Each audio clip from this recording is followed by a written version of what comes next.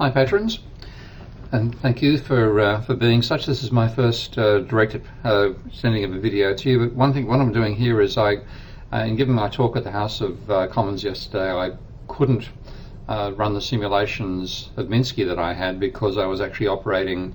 The slides were being run by a separate computer to mine, and I therefore couldn't do anything on my computer and show it to the audience. But I want to show what I wanted to display yesterday, and that is the role of the banking sector and what happens if you see the world in a loanable funds way, to the importance of the banking sector versus what happens if you see banks as originators of loans rather than simply intermediaries between borrowers and lenders.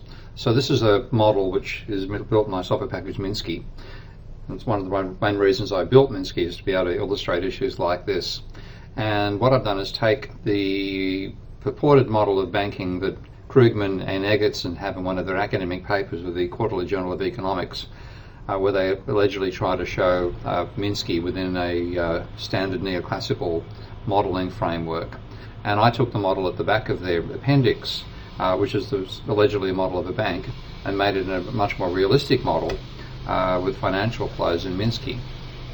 And what they had was this vision you can see on screen now, where the banking sector simply acts as an intermediary between the consumer sector and the investment sector. So there's a banking system with assets which are reserves, liabilities which are the deposit accounts of the consumer sector, the investment sector, the workers, and then the equity that the bank itself has.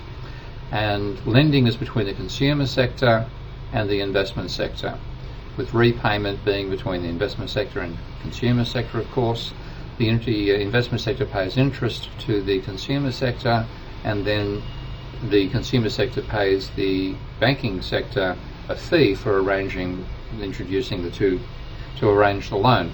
And then I have, workers being hired by both sectors, investment by one sector, purchase of consumer goods as inputs by the other sector, workers consuming bankers investing.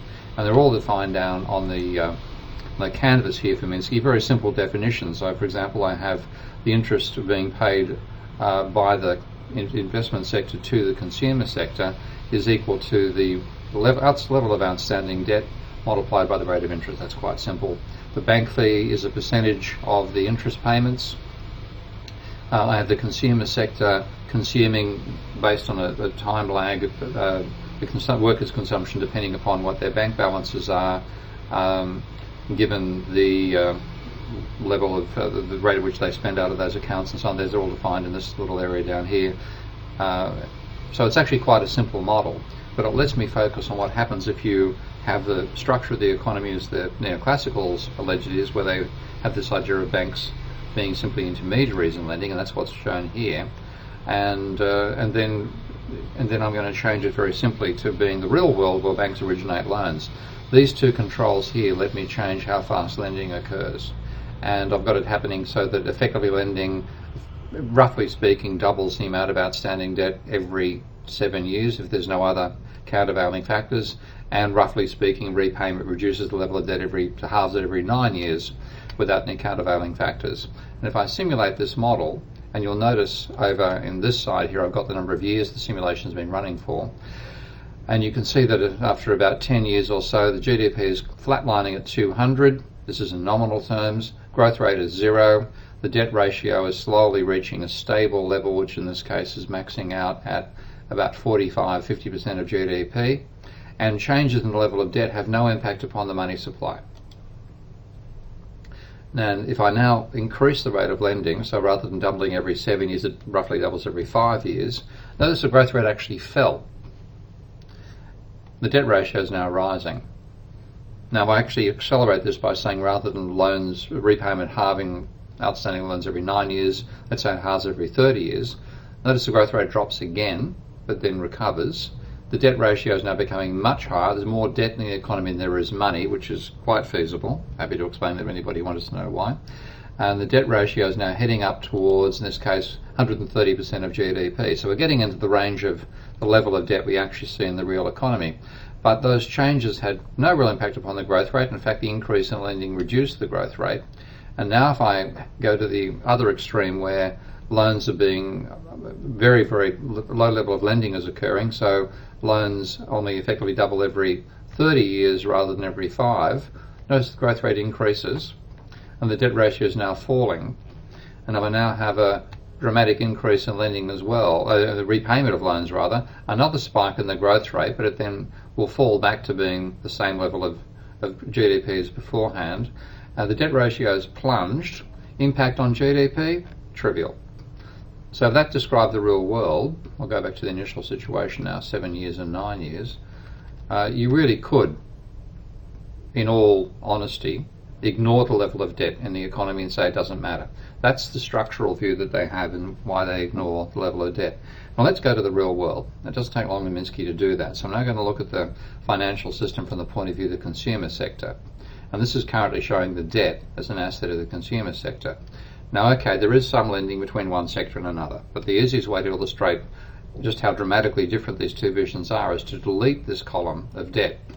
And you'll notice now that the lending and repayment operations are unbalanced because they're still shown as being turning up in the debt is still a liability of the investment sector. The debt is still existing in the model, but it's no longer shown happening through the consumer sector.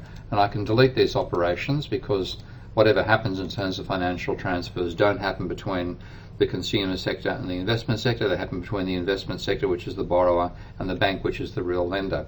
And I'll just change the amount of the value of the assets that the consumer sector has to just being the, being the 60, net worth of 60, because that's what's in the consumer sector's deposit account as the initial condition. I'll go across to the banking sector and add in an additional asset. Minsky knows that there's still the liability of the debt there, so that must be somebody's assets that's available to be chosen and allocated to the banking sector as an asset. And now what I can do is record that the interest payments are actually made to the banking sector, and the fee, okay, yes, banks do charge fees, but just for simplicity again to get the fastest possible change across, I'll delete that. And now because I've now got the bank having the asset, then the net worth of the bank has increased from 5 to 15. I could make more changes to make it a more thoroughly, properly grounded model of actual lending, but that's enough. So I now stop the system and go back and simulate again. You'll notice dramatically different behaviour. The growth rate is positive. GDP is growing, courtesy of a growing level of money, which is turning over in this economy and generating more GDP. The debt ratio is heading to much the same level, I think, as the initial simulation. And now if I have an increase in the rate at which lending occurs, the growth rate accelerates. A reduction in how fast loans are repaid, it accelerates even more. And then if you have a turnaround where suddenly people are trying to repay their debt and loans are occurring more slowly, you have a slump. I'll go back to the initial situation again. That's the difference. It's enormous. It's a simple acknowledgement of reality that banks originate loans. When you do that, debt goes from being something you can ignore in macroeconomics to something which is vital in macroeconomics.